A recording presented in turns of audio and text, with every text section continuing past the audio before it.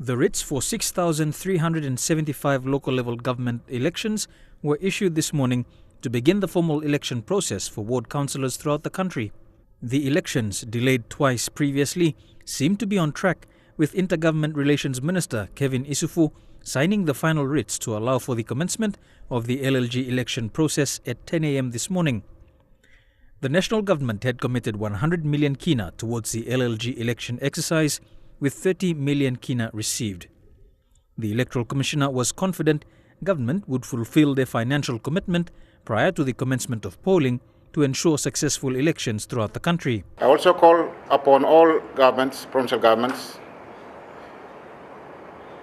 to mobilize our resources and assist the national government through the Electoral Commission to make sure we deliver a successful 2019 LLG elections. And I expect support from all our districts, our local level governments, and our provinces as we go to give the necessary support that is required to make sure that we deliver our very important election for our people. Yes, I think 100 million we can manage, and looking at the provinces, and I appeal to the provinces once they come and they provide the support.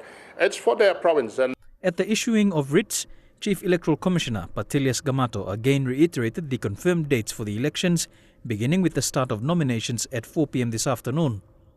Gamato also clarifying that the limited preferential voting system would be used in these elections.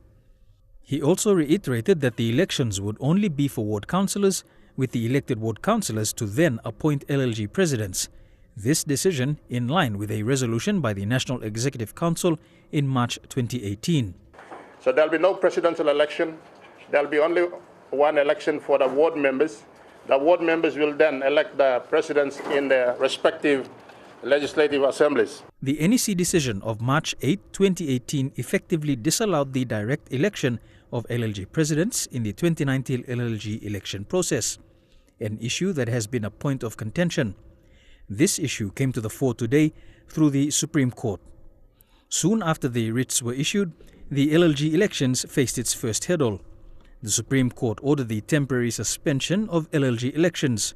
This followed a Supreme Court reference filed by the East Sepik Provincial Government challenging the cabinet decision that disallowed the election of local-level government presidents.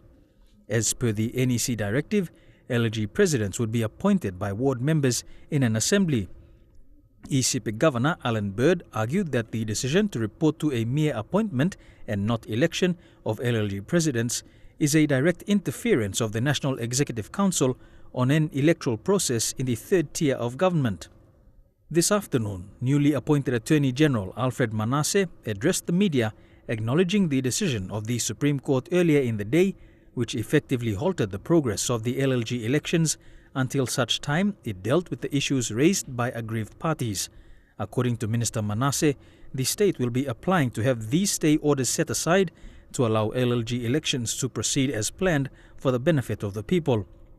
The minister also questioning the timing of the Supreme Court reference, especially on the eve of the issuing of LLG election writs. Merabatulo, National EMTV News.